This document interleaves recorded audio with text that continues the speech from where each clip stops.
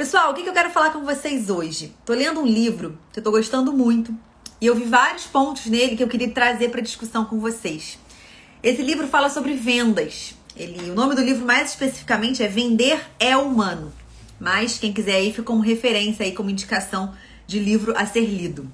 Estamos formando uma nova geração de médicos. Autoridades em suas redes sociais, livres de convênios e ganhando mais pela sua hora trabalhada. Seja bem-vindo ao Descomplique Seu Consultório. O que fala muito nesse livro que me quis trazer discussão para vocês, né? Sobre a questão de sermos todos nós vendedores. Ele enfatiza muito em algumas partes do livro até sobre profissionais de saúde e sobre professores, como sendo, né, um segmento que é vendedor. E aí eu queria perguntar para você que tá aí. Quem tá aqui comigo na live assistindo, que se considera um vendedor? Eu sei que a maioria de nós, médicos, não se considera vendedor. Isso por questões mesmo da nossa formação, da nossa história, né? A gente tem na cabeça aquele vendedor ultrapassado, né, gente? Aquele vendedor que ele era insistente, que ele muitas vezes era picareta, né? Antigamente, os vendedores, né, eram muito mal vistos. E esse livro traz muita essa informação, né? Antigamente, a informação, ela era muito assimétrica. Isso quer dizer o quê? Quem tinha, né, a capacidade de vender alguma coisa, tinha muita informação sobre aquilo, e o cliente, o consumidor, não tinha informação nenhuma. Então, a posse das informações, muitas vezes, fazia com que esse vendedor fosse inescrupuloso mesmo, né? Usasse as informações que ele tinha a favor dele e usasse aquilo para vender a todo custo. Então, por isso que a gente tem na cabeça, muitas vezes, a figura de um vendedor como alguém picareta, alguém trapaceiro. Tenho certeza que você consegue lembrar de algum vendedor que foi super insistente, super chato realmente aí ao longo da sua vida. Mas hoje a informação ela tá acessível para qualquer um. Quando a gente vai comprar alguma coisa, a gente já pesquisou muito aquela coisa. Você já chega numa loja decidido a comprar determinada coisa, né? Você vai mais para fechar alguma dúvida ali, uma outra coisa mais específica, porque de resto você já se informou pela internet, a gente já entrou em fórum para saber a opinião, já entrou no Reclame Aqui para saber se tem alguma queixa. Então a informação hoje é o que a gente chama de simétrica. O vendedor ele tem informação e o cliente tem informação. E dessa forma não tem mais espaço para a gente ser desonesto, para a gente ser insistente, para a gente tentar algum sistema picareta para fechar uma venda. Então, você, colega médico, que até então não se reconhecia como vendedor, é importante a gente ter a noção que a gente pode não vender um produto. Tudo bem, você não vende uma blusa, você não vende um brinco, você não tem uma loja de vendas de produtos. Mas você vende o seu serviço. Você presta um serviço para uma pessoa, para um cliente. Eu sei que chamar o paciente de cliente é a primeira coisa que muitos colegas viram os olhos, né? Cliente, é meu paciente. Tudo bem, você vai cuidar dele como um paciente, vai ter uma relação médico-paciente, porém, ele é o seu cliente. Você tem que respeitar, por exemplo, o Código de Defesa do Consumidor. Então, ele é um consumidor dos seus serviços. Todos vocês que dão plantão, você está vendendo seu tempo. Você troca 12 horas, 24 horas por um salário. Você que trabalha para o convênio, você vende o seu horário, que é determinado tempo de consulta, por determinado valor. Você que trabalha com paciente diretamente, você oferece um serviço.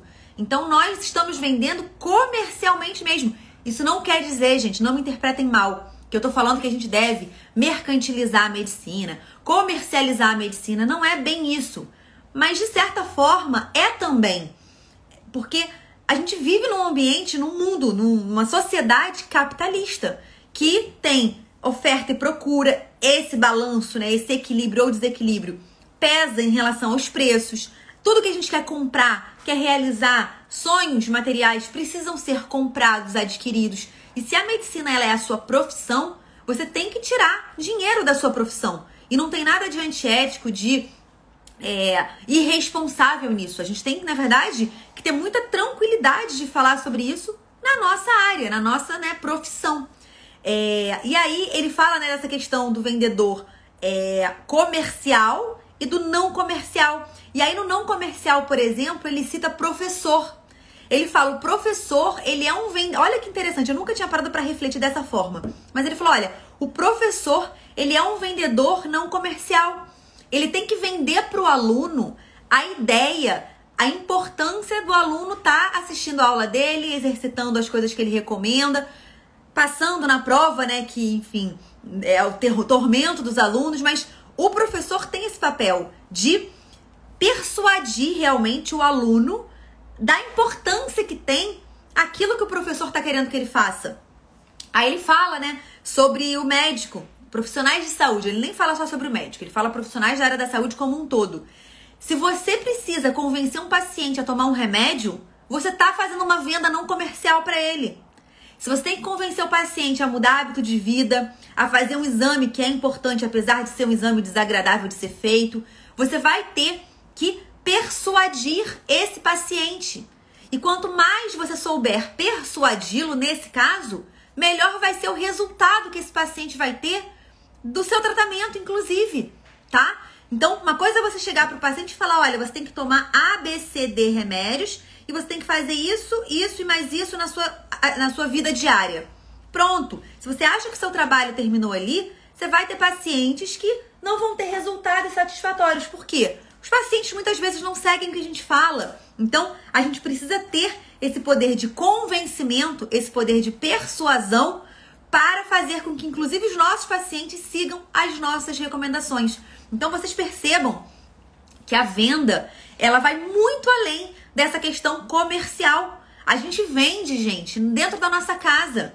Quando você quer que seu marido faça uma coisa diferente do que ele quer e você precisa persuadir ele ali, precisa ali tentar manipular, é que as palavras elas vêm com significados, né? Ou então significados mesmo pra gente muito fortes. Então falar em persuasão, falar, né? E realmente você tentar manipular, a gente traz uma coisa muito negativa. Mas se você pensar que você faz isso com o seu marido que você ama, com a sua esposa que você ama, com o seu filho que você ama, poxa, você tenta persuadir seu filho a comer porque é importante que ele coma. E aí você associa, olha, só vai fazer tal coisa, só vai brincar com tal coisa se você comer certinho, se você comer tudo. Cara, isso é persuasão, isso é venda não comercial. Quem quer saber o nome desse livro é Vender é Humano. E aí ele fala dessa questão, né, da venda comercial, da venda não comercial. Ele fala da importância, gente, da gente entender essa hoje, né, liberdade de informação, pra gente aceitar que o nosso paciente, não fala paciente, né, que o nosso cliente, ele já vem preparado, ele já vem sabendo, né, muitas vezes qual é o tratamento. Isso acontece, né? Quantos de vocês recebem pacientes que sabem o que ele quer fazer, o que precisa ser feito, qual o tratamento, ele chega mais pra ter um orçamento seu, para realmente executar aquilo que ele já sabe que quer e que precisa, né? Então, a gente negar essa situação da venda é uma grande bobagem, né, gente? Quero deixar vocês bem à vontade, gente, com essa sensação de ser vendedor. Ser vendedor, e ser vendedor não é ser chato, ser picareta, ser insistente, ser nada disso. É simplesmente você estar preparado para tornar real para o paciente aquilo que ele precisa ou que ele quer. Ser vendedor muitas vezes é achar um meio do paciente conseguir fazer aquilo que ele quer ou que ele precisa. Então, se você hoje se nega, não, Clara, eu sou médico, eu me nego a me considerar um vendedor. Você vai estar perdendo a oportunidade de ajudar outros pacientes. Porque, gente, tem uma coisa na venda, né, que a gente, em qualquer venda, tá, qualquer compra, a gente compra por emoção. E depois que a gente compra, a gente vai justificar por questões racionais.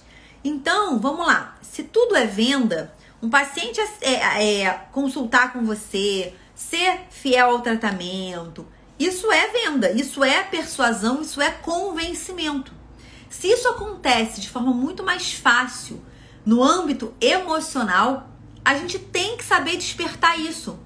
E quando a gente aprende a despertar essas questões, né, emocionais, a gente pode fazer isso, usar isso, né, de uma forma muito positiva, e a gente pode fazer uso maléfico disso, né? Então a ideia é que vocês aprendam a usar essa persuasão, a usar esse poder de convencimento para ajudar pessoas.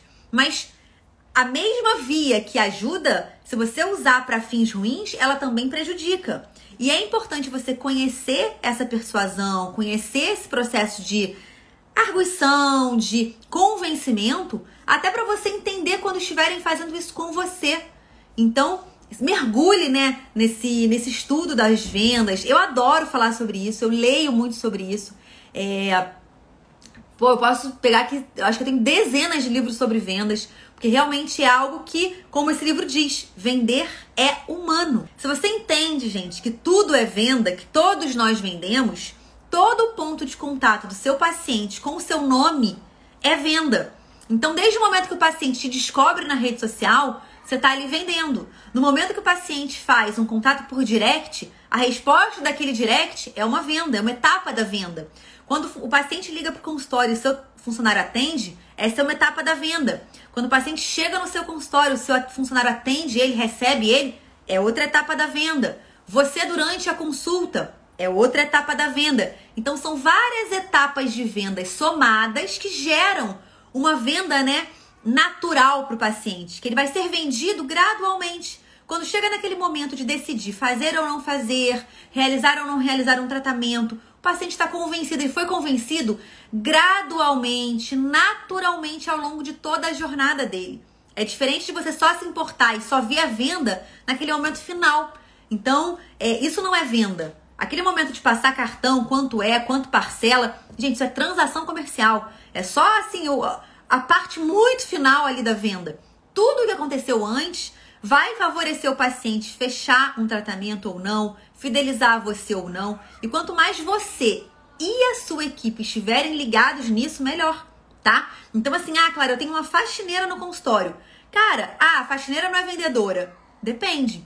Se ela tem contato com o paciente e ela tem um contato, ainda que indireto com o paciente, como?